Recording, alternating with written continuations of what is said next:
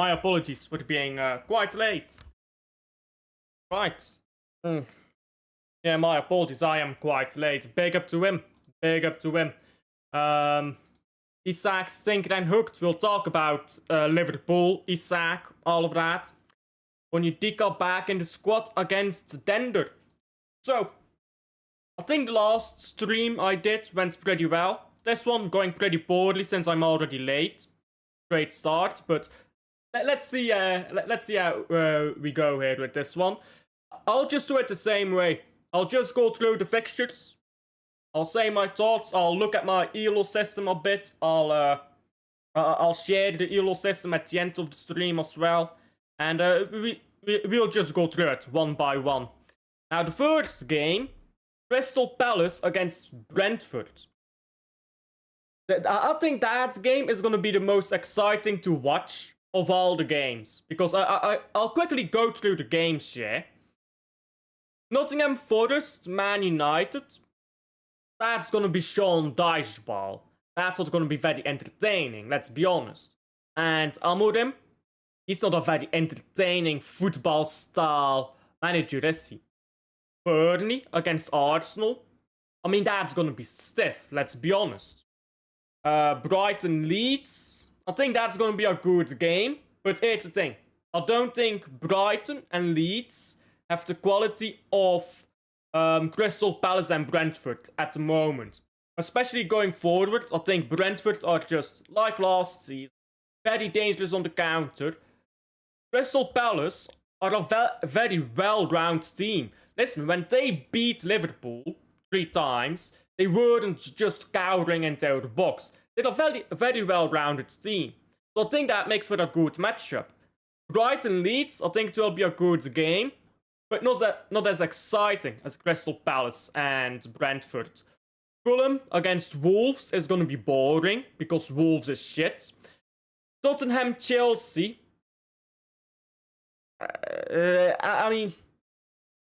I feel like these big clubs, when they play against each other, they rarely produce a good game. So I don't think that will be a very exciting game, if I'm being honest. Liverpool, Aston Villa. We both know both of those teams are struggling, so is that going to be exciting? I don't think so. West Ham, Newcastle. Exact same story. Both those teams are struggling.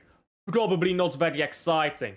Man City, Bournemouth. That's going to be quite one-sided at the Etihad. Man City is going to dominate that, and we're going to walk away with a win. So, I don't think that's going to be good to watch. Sunderland, Everton. Yeah, I think Sunderland, Everton, that's got a bit more oomph to it.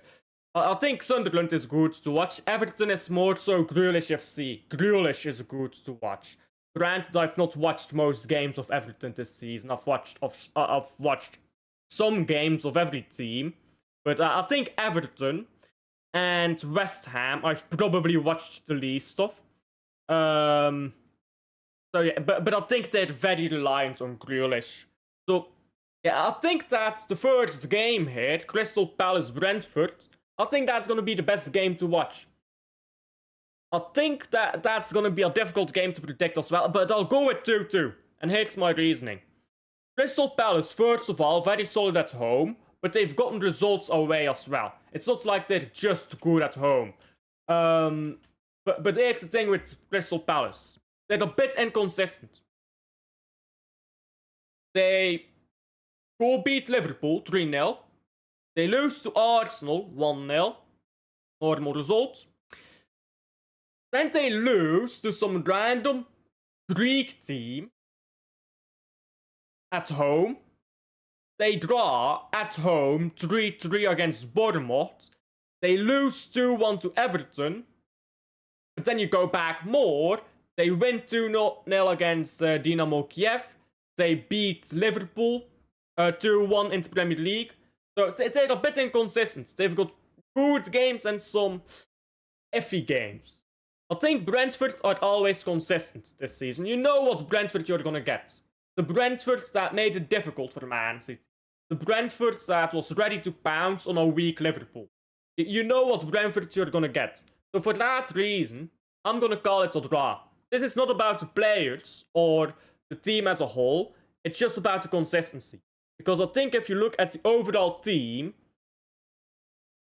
Crystal Palace probably has a better team, if we're being honest. I mean, Mateta is probably the best player between those two teams, if we're looking at just starting players. I like Sarr. I think he's very solid. Pino, also decent player from La Liga. I liked him last season. Guehi is the best centre back in this entire matchup.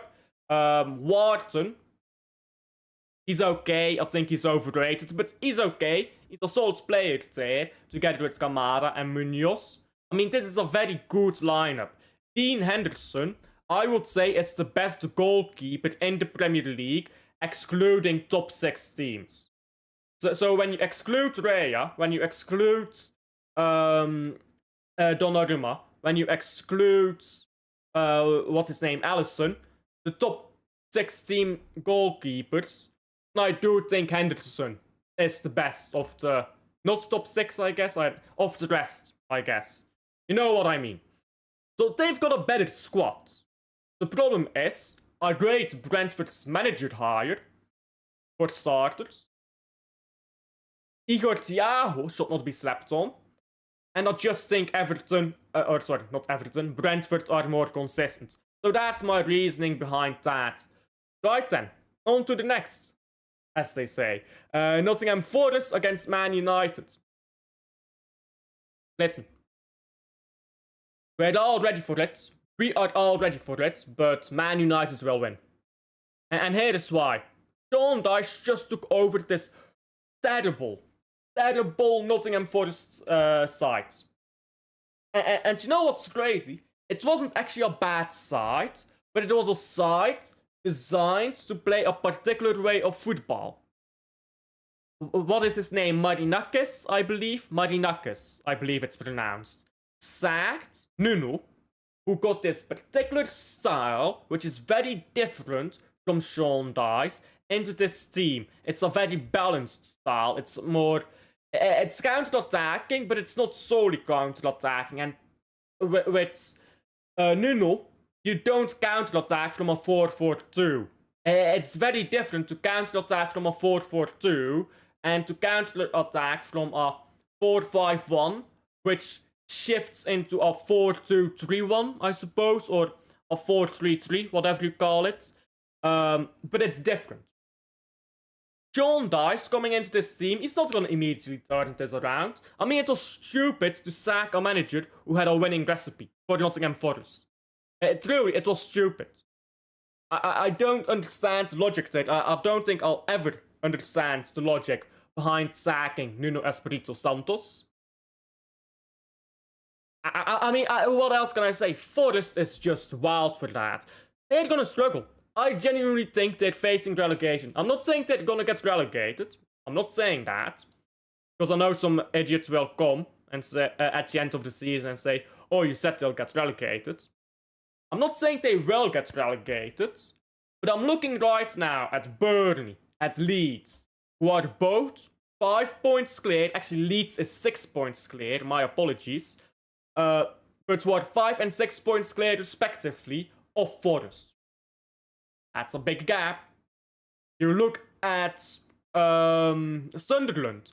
They're somewhere in the top 4 right now. I believe they're second at the moment. Second. Sunderland is second. Forget about Sunderland. Sunderland is not getting relegated. Sunderland needs 17 more points to survive the Premier League in 29 games. 29 games, they need only 17 more points. They already have 17 points. So they need to do in the next 29 games what they did in the first 9. They're getting that easily. So this is a Forest side. Don't get it wrong. This is a Forest side which is absolutely facing relegation. I'm sorry. First of all, Sean Dyche is not the right manager for that team. He's gonna waste players like Gibbs White. Second of all, You should have just never sacked Nuno. Let's be honest. They're gonna struggle. They're really gonna struggle, I think. Chris Wood is getting older, by the way. Just throwing that out there. Onyedika is back in squad. Good. What game are you gonna watch tomorrow? Not sure yet. I might not watch any game. I'll see it then. Are you gonna watch... Is Bruges playing tomorrow? Let me check that quickly. Oh yeah, Bruges plays tomorrow. Well, I guess I'm watching that. Nottingham Forest, 3-0 Man United is my prediction. Yeah, so... The thing is with Man United, they're not a good team. They're absolutely not a good team. Yeah, they've got a few wins, but this is a Fugazi run.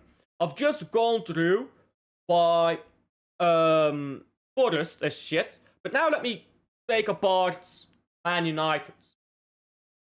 First of all, they've got absolutely no midfield. Their best midfielder is Kobe Mainoo. And I'm sorry, that's saying quite a lot in a negative sense. Their attack is dysfunctional. They're praying that Mbeumo carries them, which just doesn't work well usually. But Senne Lammens is there to keep them in the games. And when you have a goalkeeper you can trust, you can go forward. Senne Lammens can keep a clean sheet. Senne Lammens can pass a ball, which Onana couldn't even do. Senne Lammens just makes them so much better. I think Man City, their defense boom like that, way superior by buying a new goalkeeper. And Man United doing the same. It proves how big of an impact a goalkeeper can make. And if your goalkeeper's only trait is passing the ball well, it shows that it is shit. So Man United, yeah, they're an improved team. Sure. But don't get excited if you're a United fan. Every big team is gonna slap them. It's gonna happen. Their midfield is still shit. Whether they have Senne Lammens or not, their midfield is still shit. A few of the wins they build up, proper Fugazi wins. Like, I'm gonna be honest. Yeah, they beat Liverpool. Brother, everyone's beating Liverpool right now. Bro, put me and my brother on the pitch and we'll beat Liverpool, bro. These man forgot what football is. Liverpool isn't even playing football right now. They're playing cricket. I mean, you know, Liverpool is shit. So, okay, you beat Liverpool. They beat Sunderland. Fair. But, just a caveat to that. It's a new team, newly promoted, going to Old Trafford. Should Sunderland have won that game? Yes. Does Man United deserve credit for winning that game? Yes. But it's not that impressive. Let's just make it well clear. It's not that impressive. Before they beat Sunderland, they lost 3-1 to Brentford.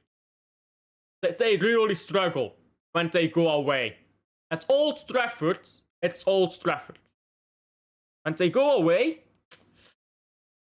not so much. By the way, beating Brighton 4-2. Brighton was shit. How many times did Baleba give away the ball in that game? I swear down, Baleba is so overrated. I keep saying this. He's hella overrated. But the wins that Man United has gotten, out of form, out of form Liverpool, a very poor Brighton, and a newly promoted side coming to the Old Trafford for the first time, surely experiencing a lot of pressure. Credit's due. Man United got 3 wins in a row.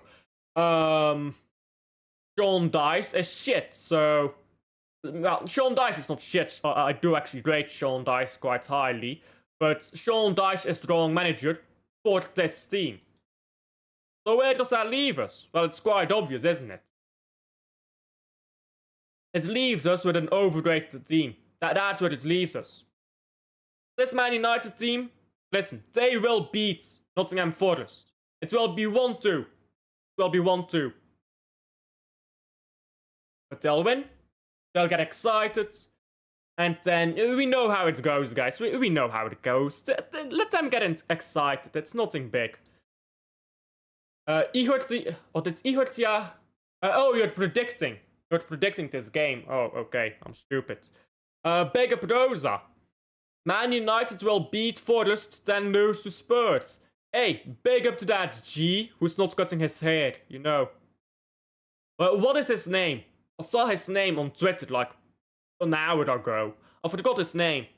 That Man United fan, mate, give up. Like, you know, give up. It's washed. Honestly, it's just washed, bro. It's washed. Well, I hope his hair is washed. His hair doesn't look like he's getting washed. Evening, bro. Hope you're doing good. Bro?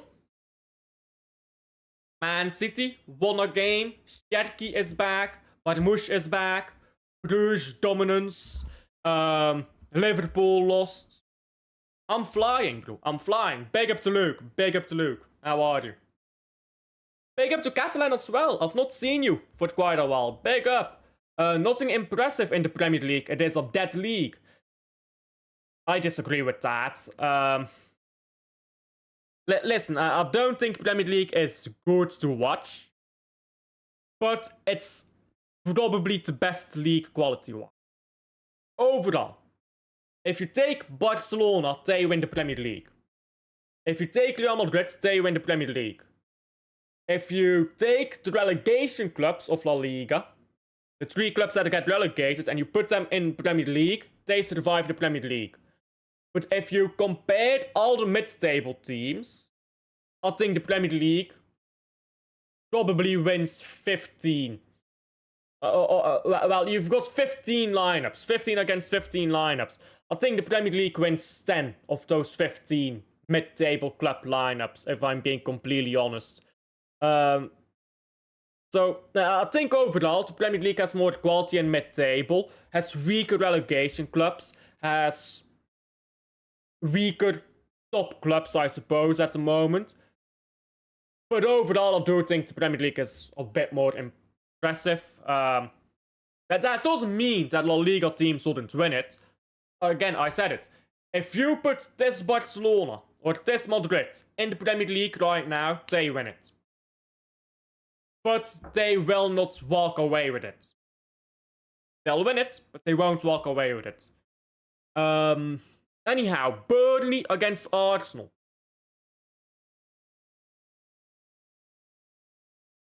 It's not a very exciting game. But let's be honest, Arsenal has been a bit reliant on set pieces. We've all heard about that. I mean, it's been spoken about to death. Arsenal set piece FC, their only set pieces, yada yada. Listen, I like to take the piss. I like to take the piss about set piece FC. But, another caveat here. But, you still have to score them. They're doing that at the moment. Will that last? No, probably not. But they've got games like Burnley. Like now they play against Burnley. Well, not now, but tomorrow. They play against Burnley. Then they play against Sunderland, a newly promoted side. Again, they'll feel some nerves playing against big teams, even if they're playing well at the moment. Then they play, again, this is all Premier League. Then they play Tottenham at home. So they've got 2 games against what should be easier opposition to get in the scoring mood without set pieces. And then they can play against a bigger team who's playing well at the moment in Tottenham. And they can see, can we score without set pieces? They should be fine against Burnley. Burnley is going to set up a low block, is going to counter, is going to play harambal. We know this. But Arsenal is just better. Let's be honest. Arsenal is going to shoot from distance. They're going to cross in balls. They've got great people to head a ball. They're going to try to get the ball into Gyökeres. They're better. Saka is going to cut inside and have a shot if he's fit to play. They'll be fine. So I'll predict. Oh, I didn't give a score prediction for FORREST Man United, right? 1-2. Nottingham FORREST Man United. I'll predict 3-0 to Arsenal against Burnley. Burnley will shock Mikel Arteta. Burnley will shock Mikel Arteta. Rosa? I'm gonna be honest, Rosa. There you go. I'm gonna be honest. Yeah, it's not happening. Burnley will shock Mikel Arteta with their prime Harambal. This is the moment where Arsenal crumble. I'm not sure if you're joking or if you're serious, but... no. Listen, if it happens, it's gonna be hilarious. If it happens, it's gonna be hilarious. But Burnley is very weak as well. This is the thing, yeah. The teams who fight relegation in the Premier League are shit sometimes. Arsenal is a good team, by the way. Yeah, they struggle to score outside of set pieces, but you get that ingrained into the team against these weaker sides. Burnley is a weaker side. They can still score from a set piece, by the way. They can still stink house their way to a win. But this is a team that they can beat convincingly. They beat Leeds convincingly. They can do it. And this is a team of the same quality, I'd say. So, no, I disagree. I disagree, respectfully, Rosa, with that. So, yeah. I'll just go 3-0 Arsenal. I think they'll score 1 set piece and 2 goals from open play. Arsenal finally getting more than 1 goal from open play in a game. I don't know if they've done that yet at least not in the Premier League, right? Maybe they did against Leeds. They won 5-0 against Leeds. So maybe they did that there. But anyhow, same difference. Brighton, Leeds. Hey. Subject of conversation just a moment ago. Yeah, I don't think Brighton against Leeds is gonna be the most exciting game either. I think it's gonna be one of the better games, but that's not saying a lot. I think Leeds is just gonna try to sit in their own box a lot, try to control the pitch, and try to keep Brighton down on the wide areas, because Brighton right now, let's be honest, does Brighton have anyone who they can cross a ball into and expect a goal? Anyone who, if you cross the ball, you score? Not really. So you force Brighton out to the wings, you force them to cross the ball in, to just spam crosses, you're probably fine. And then you can counter once in a while. And that's the problem. It's going to be a very repetitive game. And now, the reason why it can be entertaining is because you've got some decent players on the pitch. And I do expect Brighton to score at some point. If they score in the first half, second half, Burnley is going to have to come out more, try to be aggressive, and then you'll get a more open game. If Brighton do not score in the first half, I think you're gonna watch the same game, the same 5 minutes on loop. You're gonna watch the same 5 minutes on loop, and it's gonna be incredibly, incredibly boring. So, yeah. Let's hope it's a good game. I'll go 2-1 to Brighton. 2-1 to Brighton. I'm not giving a big score prediction here, because Brighton themselves have actually been struggling as well.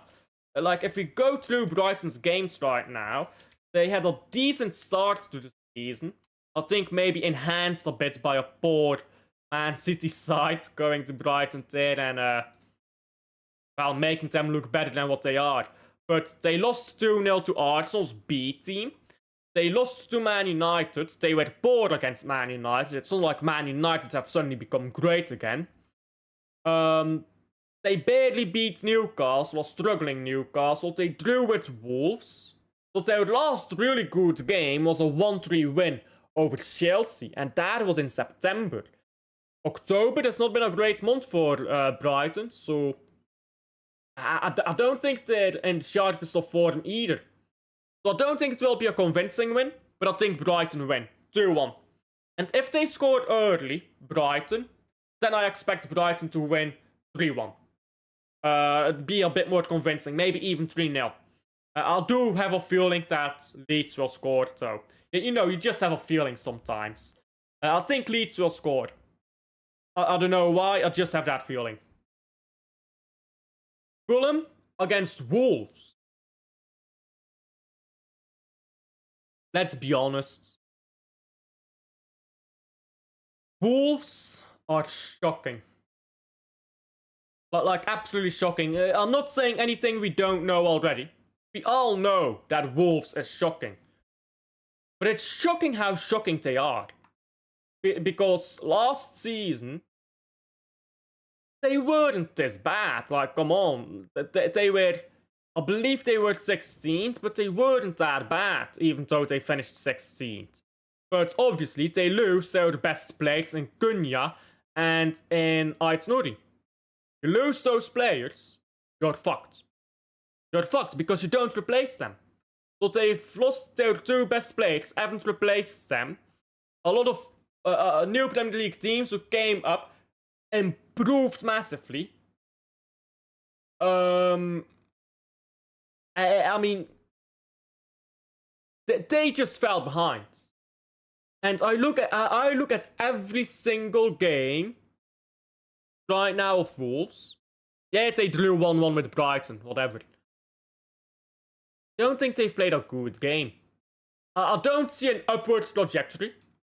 I don't see Wolves getting consistently better. By the way, it was an own goal in the game that Wolves drew. When they came back against Chelsea, they lost 3-4, and it was a Chelsea side that wasn't bothered. Like, Chelsea was just like, yeah, we won this game, hands up. Then they got burdened, but they still won. They weren't getting cooked by Wolves. 2-3 losing against Burnley, 2-0 losing against Sunderland, the teams that are supposed to be around them. Okay, 2 draws. Congratulations. That's at the start of the month. That's a month back. They lost to Leeds, another team that's around them right now. They lost to Newcastle, another team that's around them right now. I mean, they've not even played the big teams yet. They've played Man City, and they played Bournemouth. That's about it. Bournemouth on good form at the moment. And they played against Tottenham. They haven't played the big teams yet. Now I'll look at Fulham, because Fulham hasn't been great either. But I quickly just look at Fulham's games. Fulham has played tougher sides. They've played Brighton. Okay. Same results there. Both got a draw. They played Man United. Should have won that game. Didn't. Poor. They lost to Chelsea. Okay. They beat Brentford. A very solid result. They beat Leeds. A team around them. Okay. They lost to Aston Villa. Fair. Other than Man City, Wolves has not played anyone of the quality of Aston Villa and Chelsea. They lost to Bournemouth. Okay, fair. Wolves has not played teams that quality. They lost to Arsenal. They lost at St. James Park, which is very different from Newcastle away. Or from Newcastle coming to your ground, I guess. They played tougher teams, so they're down in the table right now. But Fulham is beating the teams around them, which is going to include Wolves. Fulham is actually solid right now, I think, but they've just had a bad start to the season. So I'll look at all of that. I'll see no improvement in Wolves. I think they'll get battered, to be honest.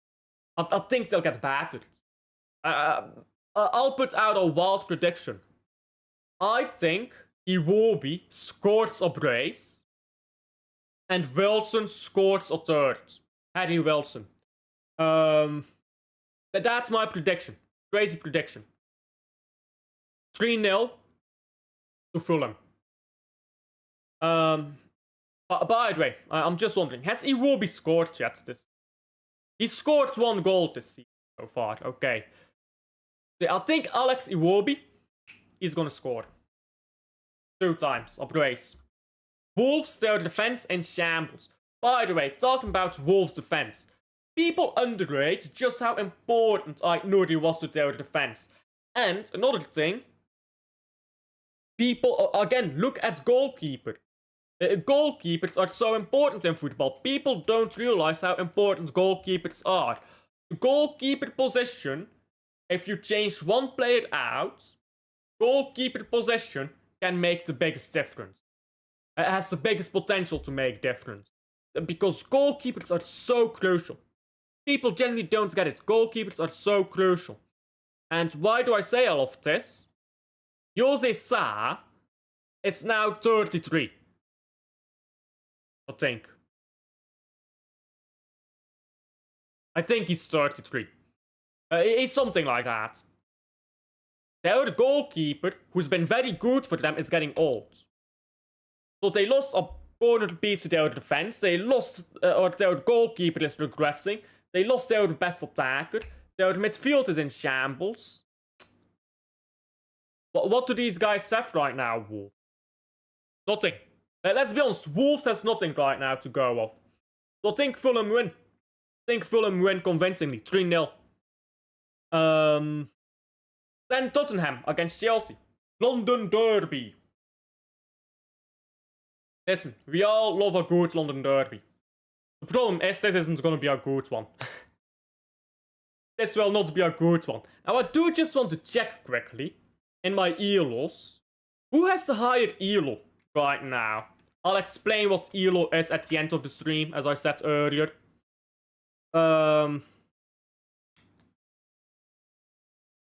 Tottenham. Oh, Tottenham is convincingly above Chelsea. Chelsea is at 1608 and Tottenham is at 1636. So that's quite a difference. Chelsea is also 9th in the league. Tottenham is 3rd. So if you go on form, Tottenham is definitely better. If you go by the last 3 games, Tottenham is plus 20 in the last game. Tottenham minus 23 in the game before that. Okay. And then the game before that, they're plus 18. So Tottenham is give or take plus 15 in the last 3 games. Chelsea in the last 3 games is... Wow, they've fallen deep. Minus 23 plus 16. So, okay, they're minus 6 at the moment. Plus 25. Chelsea's in better form. Statistically speaking, they're in better form. Because Chelsea right now is at plus 19 and Tottenham is at plus 15. That is a great quote. Lies, damned lies, and statistics. So based on statistics, Chelsea is in better form than Tottenham.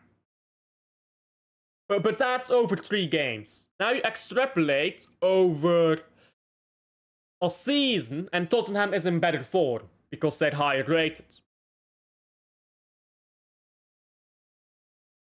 You look at just the play, Chelsea looks worse. So, I'm not sure if I should trust the statistics on that one.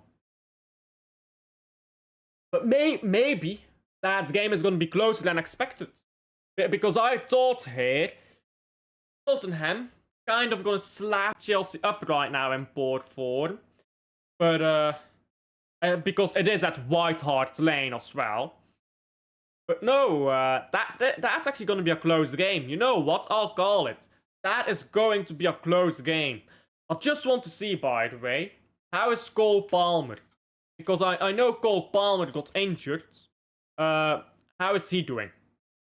Has he played yet? I did not watch the Carabao Cup game. I didn't have time, really. So Cole Palmer has not played yet, unless I've missed him. Yeah.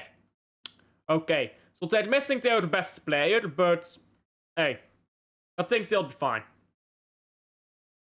I mean, if you look at when Cole Palmer fell out, though, that's when their form dropped. So... They did beat Ajax 5-1. Thing is, yeah, they've lost a game, but they've got some impressive. I mean, I'm actually looking at this right now by Chelsea. First of all, Chelsea has picked up 1, 2, 3, 4 yellow cards in 1, 2, 3, 4, 5, 6, 7 games. 5 red cards in 9 games. What the fuck are these guys doing? They have 5 red cards. One against Chelsea, one against Man United, sorry. One against Brighton, one against Benfica, one against Forest, and one against Wolves. 5 red cards in 9 games. What are these guys doing? Hey, this is actually a difficult one. Because I like the way Thomas Frank sets up. He sets up in a defensive way, but not overtly defensive. He's difficult to beat. He's not defensive, he's difficult to beat. He's stubborn in the box. His teams are well drilled. When they have the ball, they go forward. Tottenham have some solid attackers. Kudus is brilliant. Kolumwani, he's okay. That's it, really. Javi Simmons is a hype merchant, but is he even an attacker? Nobody knows. Brennan Johnson scored goals, but he's not a great player, but he scores goals, which can be worth its weight in gold in a Europa League final against the biggest club in the country. Just saying. Yeah, I think Tottenham is going to win that game. Because I just look at the ELO and I'll just go off my gut, and I think Tottenham is more solid. They've got a better manager. They've got a good system. They're winning games right now. They're winning games convincingly. Chelsea, they're without their best player. They're struggling right now against Wolves. They lost against Sunderland. They're the only big team to lose against Sunderland. But you also look at that. It's 2 bad games. Like, before that, they've been playing well. Or, well, getting results, not necessarily playing well. I think that's a coin toss. But I'll go Tottenham to win. Spurs 2-0. 2-0 to Spurs. That's what I'll go for. Spurs is going to have a rock-solid defense. They're going to counter quickly. They're going to get goals like that. And we will beat there. So, yeah, that's what I go for. Next game is... Oh, backed out of it accidentally. I didn't mean to do that. Next game is Liverpool against Aston Villa. Beautiful. 2 teams that are struggling for very different reasons. Liverpool is very similar to England in the World Cup in 2010. But what do I mean by that? You know 2010 World Cup? Lampard, Scholes, Gerrard, this midfield. No, you know that front line, which was mainly Rooney and whoever the fuck they could fit next to him. Oh, what a brilliant team, right? What a brilliant team. But there's a problem. But they're all so brilliant on the ball. They all look so good on the eye. But here's the problem. Who wins the ball back?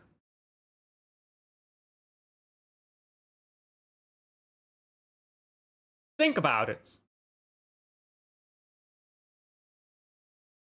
Who wins the ball back if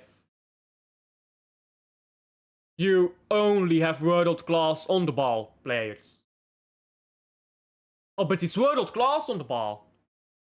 Yeah. But where's the player who's world class off the ball? Where is the Sergio Busquets? Where is the Fernandinho? Where is the player who will win the ball back, get it into your attackers, and move the ball up the pitch? Where is that player who gets you going to begin with? Oh, don't have one. But these players are world class on the ball. Great, that is useless if you don't have the ball. And if you can't win the ball back, you will not have the ball. So, you know what happens? To compensate, Liverpool plays a more ball retention style of football. They need to retain the ball more, because when they lose it, they'll struggle more to win it back. So now, they play this system, which just doesn't work very well, if I'm being honest with Florian Wirtz in it. That compensates for a weakness, but it compensates in the worst way. Because it takes it tries to compensate that weakness by... you know what it does, yeah? It makes sure the biggest problem a bit less of a problem at the expense of your best strengths going down. That is sport system, that is sport squad building, and I've talked to about Captain Flinch, a YouTuber, a Liverpool fan, about this. Big up to Fletch, by the way. He's a great guy. He's a great YouTuber. When you as a team are incapable of winning the ball back, feeding Wirtz so Wirtz can feed players, you are wasting talent. They need to play Curtis Jones on that pitch to find Wirtz. They do, but Curtis Jones is not their best player. Their defense is a mess. Kerkers not playing the way he wants. He's being forced to invert. That's the worst thing you can do with Milos Kerkez. Frimpong. I said when they bought him, Frimpong is not a good buy. They've got all of this, and... you know what I mean. They've got all of this, and it's just going off. It's just going down right now for Liverpool. But then I look at Aston Villa. They've been struggling all season for reasons that I quite frankly can't explain. They beat Man City, but they weren't good when they beat Man City. Man City dominated the second half. Man City absolutely had a stranglehold over Aston Villa in the last 20 minutes. Just couldn't score. That's a Man City failure, not a Villa success. Man City conceded an incredibly poor goal defensively. World-class goal scored by Aston Villa, but poor defending by City. Two things can be true at once, right? Villa scored a world-class goal, but City defended it poorly. Villa is not able to replicate that. You are not able to consistently replicate those results. Or those goals, sorry, I mean. If you were able to score a goal like that every week, you'd be one of the top players in the league. But you can't do that week in, week out. So, a lot of factors combined for Villa to win against City. That's a Fugazi. It's not happening again. It's not happening again. With Liverpool, it's so poorly set up.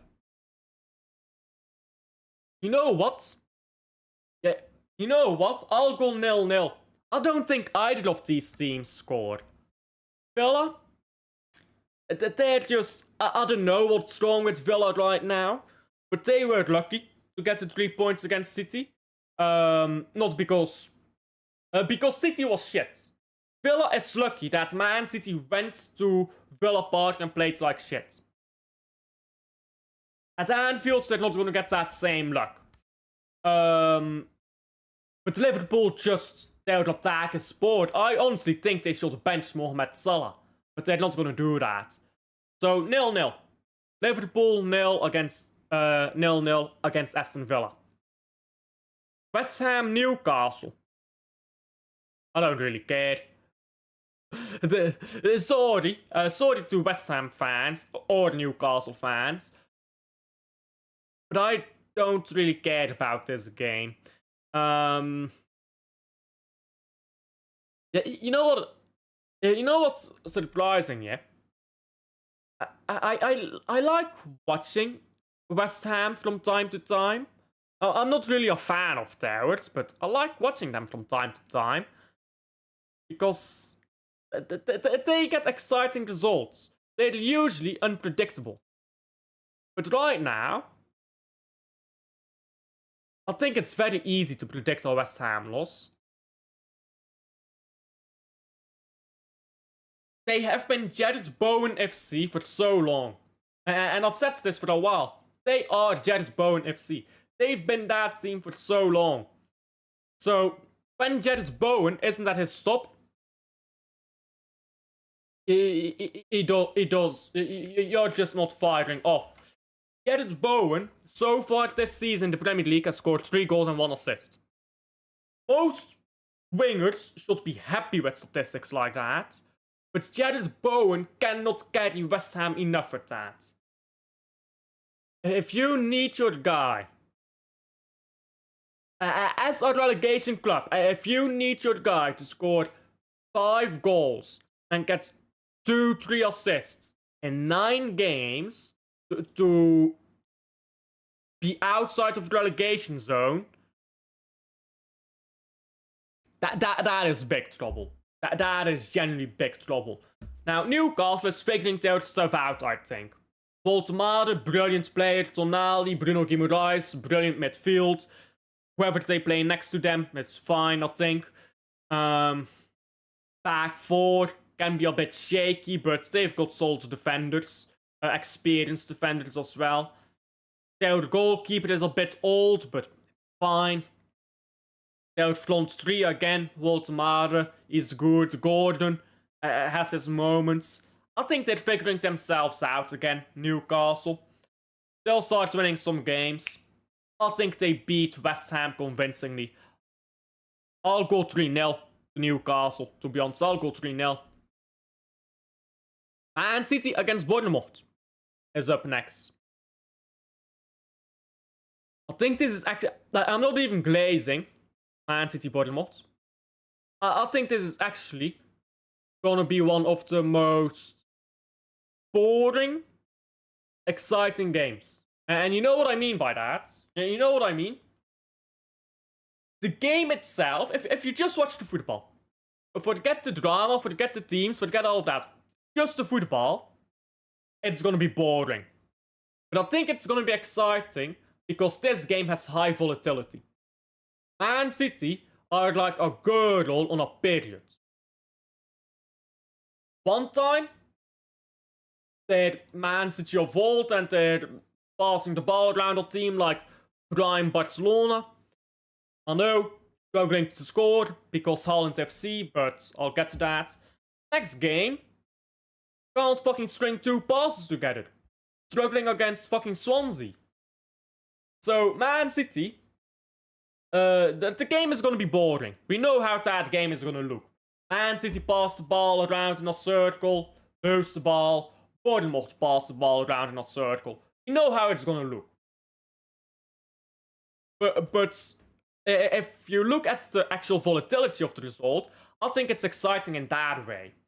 London Derby is Arsenal and Tottenham. The rest of London clubs are just hipsters with no history or try too hard. I'm gonna leave that for the London club fans to decide, but I'll say it's quite true if you're talking about Chelsea. PSV Fortuna Sittard. Come on. I need these guys to lose, man. Fuck PSV. Fuck this team, man. What? They need to lose. Fuck this. City will win because Haaland and Marmoush. Yeah, I was gonna get to that. Marmoush is back. He can score. Because Man City's biggest problem is Haaland FC. Marmoush is back. Cherki is back. Foden should perform better with those guys around him. Gonzalez can start. Kovacic is back. You start Kovacic, Gonzalez, Foden, with Sherky, Armush on the wings, but they'll tuck inside because the fullbacks push up and they hold to it. Probably start Riley and Aït-Nouri off the bench. Probably not ready to start the Premier League game, Aït-Nouri. But you do all of that. You have support structured to Erling Haaland in the box. Now, I would bench Tijani Reinders because he's been poor. He's not been terrible, but he's had a few poor games, and I think he got used to just come off the bench a bit. I think that Kovacic is underrated anyhow. You play Kovacic 60 minutes, then take Reinders off the bench, let Reinders come into a game against tired legs, find himself, have a bit of time, and he'll ball out. But that's the other thing. Man City will have ballers on the bench. Reinders on the bench. That's a balling option. Gusenov might be on the bench, depending on what fullbacks are looking like. You're gonna have Oscar Bob. Savio. That's a bit more exciting. He can find Haaland pretty well. You're gonna have some substitutes there who can make a difference, which Man City hasn't had in a while. So, Man City, Rodri will be on the bench, by the way. He's not going to be ready to start, but he'll be on the bench. So, Man City, first of all, is going to have goal scorers outside of Haaland on the pitch. Probably Foden will start chipping in again with those other players around him. Haaland is going to be feasted more. But Bournemouth have an incredible weapon in Semenyo. Now, where does Semenyo play? Nobody knows. I actually said in my in the Tuesday whining show with Calkster that Semenyo is a right winger, of course, I said. And Calkster said, no, he's a left winger. And apparently, I didn't realize this, apparently Semenyo has played most of his games this season on the left. So last season, Semenyo played predominantly on the right. But apparently this season, he's played more on the left. Not sure what to make of that. If he plays on the left-hand side, that means he comes up against our right back. If that right back is Nunez, but that's gonna be tough. Michael TV rates. Oh, fuck PSV. Big up to Michael. Big up to Michael. Yeah, if Semenyo is gonna have a field day against... My apologies. If Semenyo is gonna have a field day against Nunez, I think we might be in for a long day. I think that's all the players, by the way. Bournemouth has a lot of unique scorers. Like, Bournemouth is not just Semenyo FC. Bournemouth has like 9 different scorers already in the Premier League. 9 unique scorers. 3 of them with 2 goals or more. That's good. That is range. You've got different players who can contribute. So I think Bournemouth will put up a fight. I think Bournemouth will try to fight off the counters. And I think Bournemouth will keep possession when Man City is in their own box. Don't just cross it in for the sake of it. Because you're not winning aerial duels against Donnarumma, against Gvardiol, and against Diaz. Maybe against the... Still. Against Haaland in the box. Centre back shifts. You're not winning those aerial duels. Your crosses are having no effect. So, I don't think teams will cross it in as fast. So they'll build the ball up around us if they can't get the ball clean through on a counter. Which I think plays to our favor. It slows down your opposition teams and it allows us to counter if we can win up the ball high up the pitch. But it does mean that Bournemouth will play in a different way, maybe, than what you'd expect. And Iriola is a good manager. So I think that the game has high volatility in the results. I think it's going to be boring as fuck to watch. But if you're excited about a gamble of a game, I think this is the game. I'll go Man City to win. Excuse me. I'll go high scoring. Why not? Man City to win. 3-2. Haaland, Marmoush, Cherki with goals. And Bournemouth is gonna score. Let's say Bournemouth get a penalty. Yeah? Bournemouth is gonna get a penalty. It's gonna be a Bozo moment somewhere by Man City. I don't know who takes out penalties. I assume it's Kluivert who takes out penalties. Or Evan Nielsen. Is it Evan Nielsen? I think it's Evan Nielsen who takes out penalties. So, he's gonna score a penalty. And Semenyo is gonna score a good goal from a ball over the top. And he's just gonna take the ball and score. That's my predictions for that game. I'm just quickly checking who takes penalties for Bournemouth.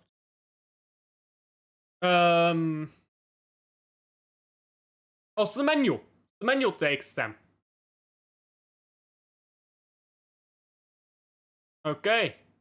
Okay, so Semenyo takes the penalties. Semenyo brace. There we go. But Man City win 3-2. So. Goal leads a forward for Lommel. Bournemouth 3-0 Man City. Nah, I think Bournemouth has too good of an attack. We've got Donnarumma, but it's the thing. Semenyo against Nunez is a terrible lineup. And that's a terrible mix-up for Man City. If it's Husanov, then it's 3-0. Because they'll not get through anywhere. But if it's Nunez, I think they'll score. And it will be a tighter game. So, yeah, with Husanov on the pitch, 3-0. Without Husanov on the pitch, 3-2. But City win either way. Sunderland-Everton is the last game. This is actually, this is, I think, behind Crystal Palace and Brentford, the best game to watch. Crystal Palace against Everton, against Brentford, and Sunderland against Everton are going to be the best games. Now, this game, Sunderland-Everton, is on a Monday, so maybe the quality is a bit worse then, but still. You get Sunderland there with all their players. I've glazed Sunderland this season. I mean, you go back to my summer streams where I glaze Sunderland, where I say they're gonna finish in European spots, where I say they've got incredible transfer window. They've bought players that they have no right to buying. They're an incredibly well-built team. And let me go through those players for you guys. Roofs. Most of you guys don't know Robin Roofs. I know him. You know where Robin Roofs has played before? Actually, most of you should know Robin Roofs. You guys should know him. But he played for NEC. Nek Breda. Why is that important? Because you need to look at what experience these players have. Eredivisie is a great league for facing against goals. Because Eredivisie is a very tactical league. I think Eredivisie players transfer into the Premier League more easily. Because it's a very similar way of setting up and stuff. That goes for the goalkeepers as well, and for facing shots as well, because they've got good shooters. Robin Roofs, very solid goalkeeper. Mukiele, he's okay. Let's just go straight through to Mandava. A loan player from Atletico Madrid. I think he's on loan. I'm not sure, actually. But he should be on loan from Atletico Madrid. That is a top quality player right there. He's a bit old, sure, but he's still quality. I mean, this is a guy who won Ligue 1. He won Ligue 1 with Lille. This is someone who won the league title ahead of PSG. That isn't easy. This is an experienced Champions League player. By the way, he played all the games, or most of the games, in that season where they won the league. He was a big part of that title. They have players who are league title quality, Champions League quality in their defense. That is massive. You go to midfield, Sadiki, Xhaka. It's disgusting. It's disgusting to have that midfield. Sadiki, Europa League experienced player. Sadiki, a player who won the Belgian League, was instrumental in that league title. I watched the Belgian League almost 20 years now, I can say. Instrumental player Sadiki for Union Saint-Gilloise. Incredible under pressure. Most of the time. Sometimes he loses his goal and he punches someone up, but most of the times, incredible under pressure. Xhaka, the captain of an invincible team. Champions League experience. Cup winner with Arsenal a few times. Premier League experience at the high level. These are players that are so far above the level of a team like Sunderland to buy. Brian Brobby, a player that they bought that has played for the Dutch national team. He's shit, but that is experience. James Dean Talby scores a brace in the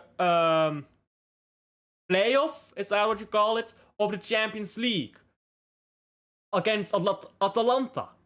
This is Champions League experience that Sunderland has in their team, a newly promoted side. I have glazed this enough. And I'll continue to glaze it through the season, don't worry. I will glaze that so fucking hard. This is a team that has players way above its pay grade. This is such a good team that Sunderland has built, which is why I predicted. I didn't even talk about Lefebvre, who's a decent player, and other players that they've bought. Solid players that they've bought, all around the pitch. They built above their weight, and I genuinely believe, I said it in the summer, I'll say it again, they finish in European spots. With that said, Everton is surprisingly good. Grealish had a very good start, faded away a bit, but I do like Jack Grealish a lot. And now Everton didn't do nothing either. I mean, for starters, Everton has Pickford in goal. Say what you like about Pickford, I suppose. Tarkowski-Keane is an okay partnership. Midfield is a bit rough, I think, for Everton. But here's the thing with Everton. Both their fullbacks are very good in my opinion. I like Mikolenko. Sorry for butchering his name. I like O'Brien. Dewsbury Hall in midfield. Fixes them up most times. Grealish can go into midfield to hold them tight. India. Solid player but not great. Beto is a weak striker in my opinion. Jadon Berry. That is where I wanted to go. Jadon Berry from Villarreal. Now, as you guys know, I watch La Liga a lot. Go through my watch-alongs, most of them are La Liga. I've watched Jadon Berry a lot. He's a very good striker. He's a very good striker. And he's got experience, by the way, for the France under-21s. This is a guy who's 23 years old. And he's already got real good experience with Villarreal. With the under-21s for France. I like the way he looks. He's not scored yet for Everton. But once he scores that first goal, he's off. I think they need to be starting Jadon Berry together with Grealish. And then build that chemistry. Once Berry gets that first, I promise you, Grealish will assist it. They're off and running. So here we have two teams who are overperforming expectation. Who are either pulling well above their weight in the transfer window, or just have a really good player in their midst in Jack Grealish to drag them to higher up than they should be. I think this is a draw. I think it will be a 2-2 draw. Exciting football, where you're going to see the ball go from side to side. I think both teams will create very good chances. I think there will be high intensity. I think the first half will maybe start off slow, but the overall game will be high intensity. And I think it will be one of the better games to watch. Certainly for the football. As for the excitement, let's be honest, both teams are finishing mid-table. So, on the standings, not that much of a difference. Both teams are comfortably mid-table. But on just pure football, I think it's going to be exciting. So, with that said, 2-2 to Everton. To Everton and Sunderland in that game. I did talk about ELOS earlier, so let me just go through that quickly. So for those who are not regulars around my channel, I have built an ELOS system. I can't explain each time what an ELOS system is. You'll have to look it up. I mean, yeah, just look it up. What is ELOS? Voila. This is a great explanation. But to explain it briefly, ELO generally requires 30 games to work well. I've set this system up myself, I've done the calculations myself. All of this stuff is done myself. Each time there's a result, I record it and I change the ELOS. I go off the ELOS a lot, because it shows you who's in form. It doesn't necessarily show you who's best, because there's not been enough games so far, but it shows you who's in form. For example, you see these teams. Man United is recently in form, even if they're not actually that good. You scroll back to before Man United was in form, and where is Man United? All the way down here. So this is a great system for seeing what team is in good form. As you progress, the system is going to show more and more, as you get more games in there, who is actually the best, theoretically. But that is an experiment waiting to happen. But I've looked at that ELO system for today. I wanted to just put an observation out there. 3 observations. 1. Bournemouth is the second highest ranked in the ELO system. 2. Newcastle is bottom half of the table in the ELO system.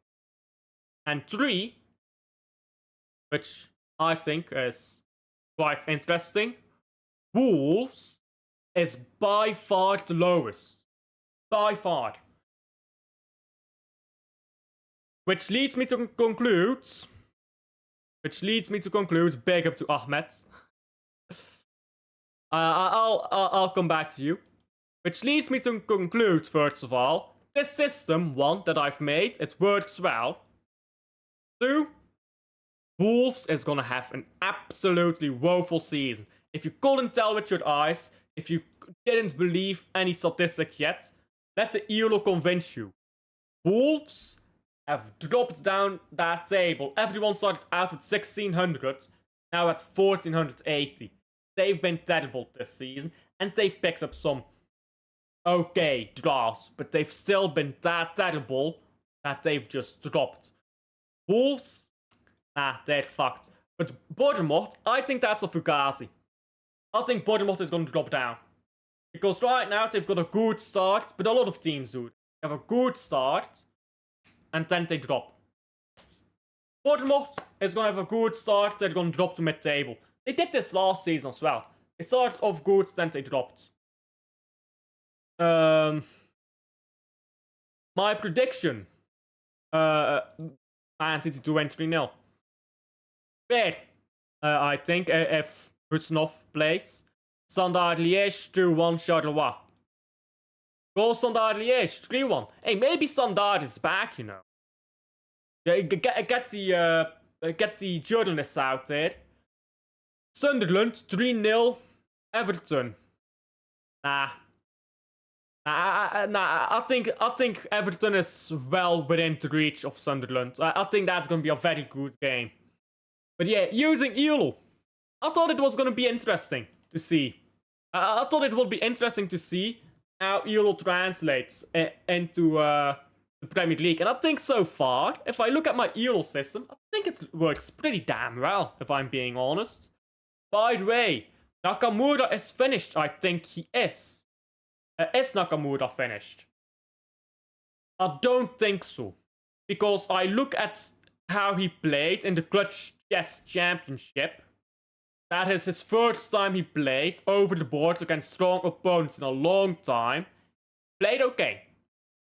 He didn't play great, but he played okay. Go play a few tournaments, get back and forth, prepared very well for the candidates, and I think Nakamura can do something. But here's the thing. I think Nakamura is on his last leg. You know how you can catch your second wind? Nakamura, he's gonna catch a second wind.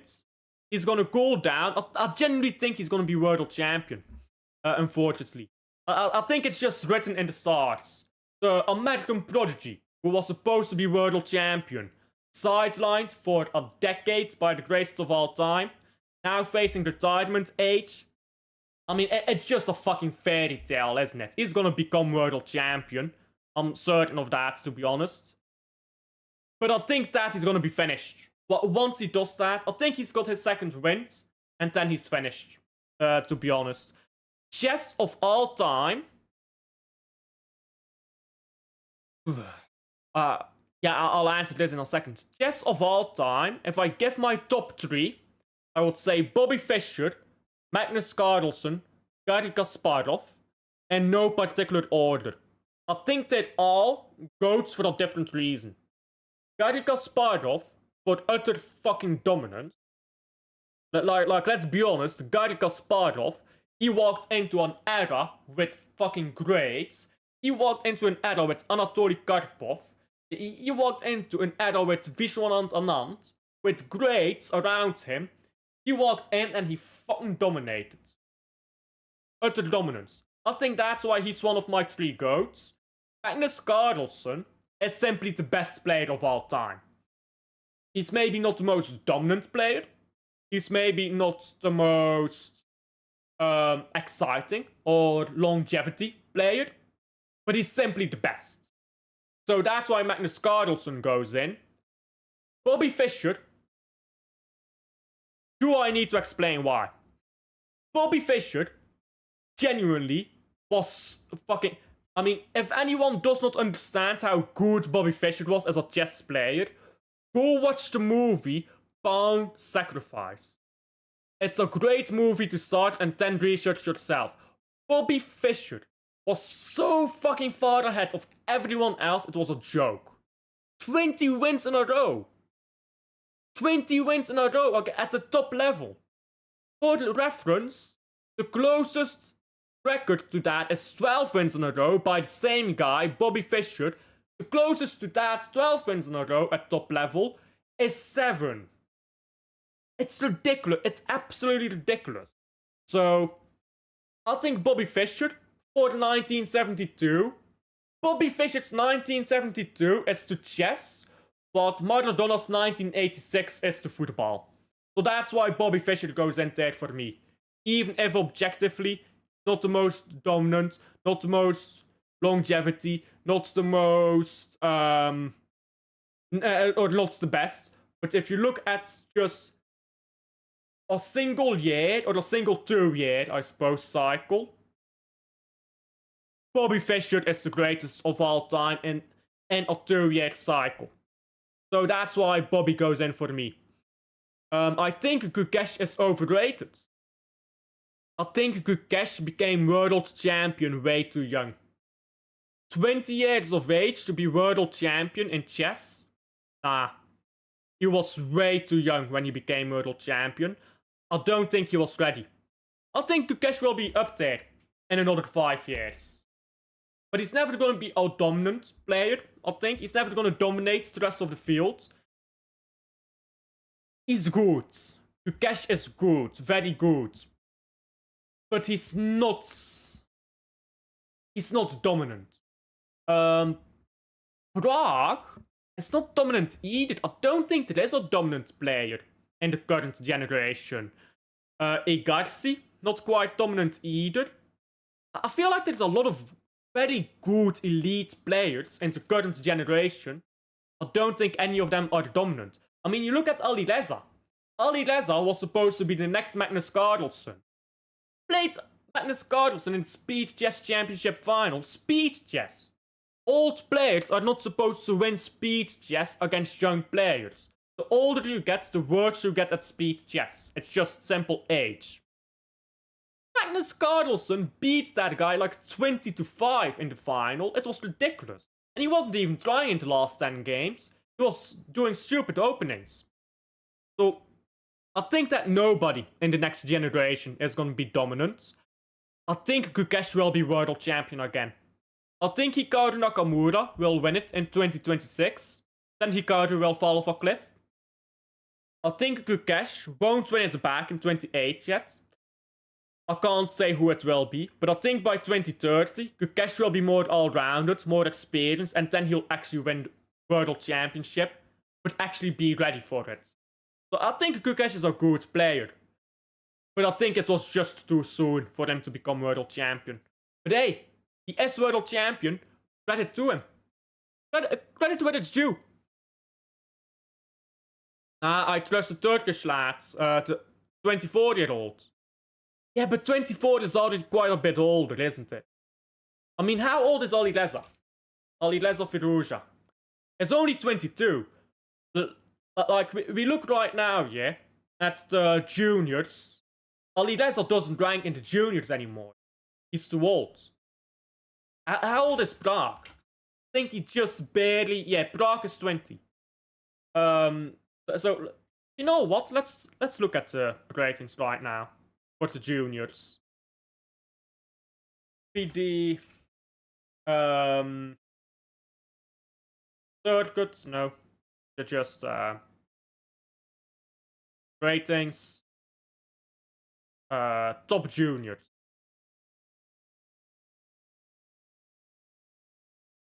This website likes to take a while to load, so come on. Okay. This is faster. There we go. So, if you look right now, Gukesh over here. Yeah. There's not really any other young players in this top 10, other than Firouzja, who dropped down quite a bit. Igarzi is up there. Prague is up there. Vincent Keimer. Nobody's really talking about Vincent Keimer. How old is he? Because I don't think he's that old. Yeah, Vincent Keimer is 20. Why does nobody talk about Vincent Keimer? He's 4th in the world. So Vincent Keimer needs to be talked about. There's a lot of good players in here. Turkish one. I think you mean Igarzi when you say the Turkish one. I don't think so. I really don't think so. That he's gonna be the next guy, to be honest. World's era of chess? Nah. Ah, bro. The 1960s were shit, mate. Tigran Petrosyan was world champion twice in a row in the 1960s. I'll bet you don't even know who that is. Maybe you know who he is because you know that he got beat soundly by Bobby Fischer. Young players developing too fast. I think it's too late for him to still go up there. He's not in the top 40 yet. It's too late, I think, if you're not in the top 40 yet. By the time you are 24. So nah, I disagree, to be honest. I think a lot of young players are coming up, but I just think none of the young players have grown up playing chess just for the sake of playing chess. That's a problem. They use the engine too much at a too early age. They should use the engines more sparingly. Because I think the way engines train you, it trains for precision, but it doesn't train for humanity. And I feel like in chess, you kind of need that humanity. Because you can't play at pure precision like a computer can. Anyhow, this turned into a chess stream somehow. We'll leave it there. Is anyone live that I can redirect to? Key Thomas is live. Too much of E is live. Hey, let me redirect to him. Big up to this guy. Alfred in chat, guys. Alfred in chat as we redirect to Too Much of E. Who is, by the way, great guy. He always shouts out my channel. And I'm in his chat, so great guy. Alfred, go show him a lot of love. I'll see you guys on the next one. Bye. Big up. Thank you for coming on. Or well, not for coming on, but for being in here.